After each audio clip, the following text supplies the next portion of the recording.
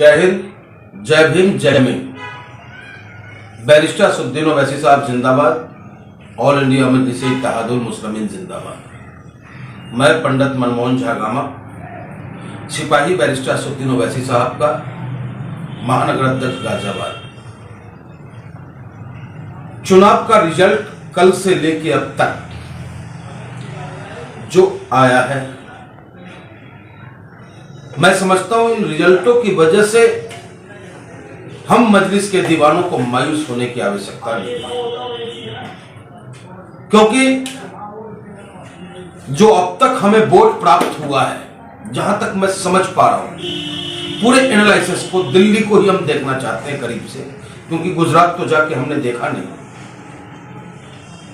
कहीं ना कहीं हम कार्यकर्ताओं की भी कुछ कमियां रह गई। कमियां क्या रह गई? क्योंकि हम कार्यकर्ता सिर्फ ये सोच करके खुश होते हैं कि बैरिस्टर साहब आएंगे और हम चुनाव जीत जाएंगे, और जो अब तक हमें वोट मिला है दिल्ली में वार्ड 233, जिसमें मैं भी चुनाव प्रचार में रहा, डॉक्टर अनवर साहब की पत्नी चुनाव लड़ रही थी, फखरुद्दीन अंसारी, असगर अंसारी, ये लोग भी चुनाव लड़ रहे थे, और एक बादशाह खान के सुपुत्र एडवोकेट राशिद साहब। इन 4 सीटों पे मैं रहा। कहीं पे 8,000 वोट मिलता है, कहीं पे 7,000 मिलता है, कहीं पे 5,000 मिलता है। तो मैं समझता हूं ये वोट बैरिस्टर साहब के चाहने वालों ने ही हमें दिया है।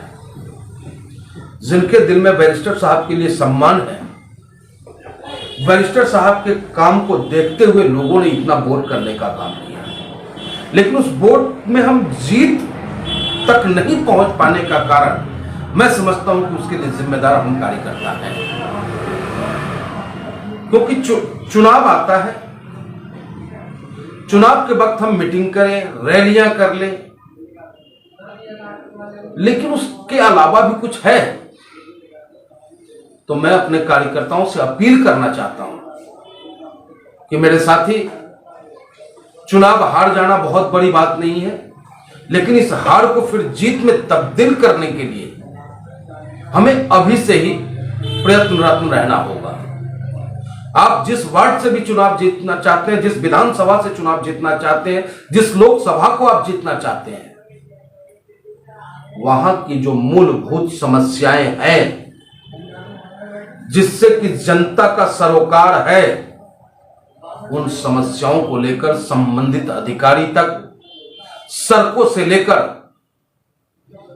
जेल तक का भी यात्रा अगर तय करना पड़े जनहित में, तो उससे गुरेज नहीं करना है हम कार्यकर्ताओं को। जब चुनाव आएगा तभी हम पोलिंग एजेंट बनाएंगे, जब चुनाव आएगा तो हम जनता के बीच चले जाएंगे। अरे जनता के बीच कहने के लिए हमारे पास भी तो कुछ शब्द हो।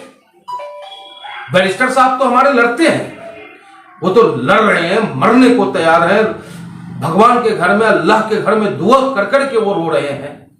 उसके बावजूद हमारी भी कुछ जिम्मेदारी बनती है, क्योंकि हम उनके सिपाही हैं। तो मैं आप तमाम साथियों से अपील करता हूं कि इस हार से मायूस मत होना, अपने कर्तव्य के पथ को और तेजी के साथ एग्रेसिव होकर जनता की जो भी समस्याएं हो, चाहे वो थाने से संबंधित समस्याएं हो, बिजली, पानी, राशन कार्ड, एबीसीडी, जो भी उनकी समस्याएं हो, या राज्य स्तरीय, राष्ट्रीय स्तरीय कोई ऐसी समस्याएं आती है, और ये जो जुल्मी सरकार है, इस सरकार के खिलाफ अगर सड़कों पे उतरना पड़े तो कहीं कोताही ना बरतें आप लोग। तभी जाकर के आप बैरिस्टर साहब के किए हुए कार्यों के सहारे जीत की उम्मीद कर सकते हैं।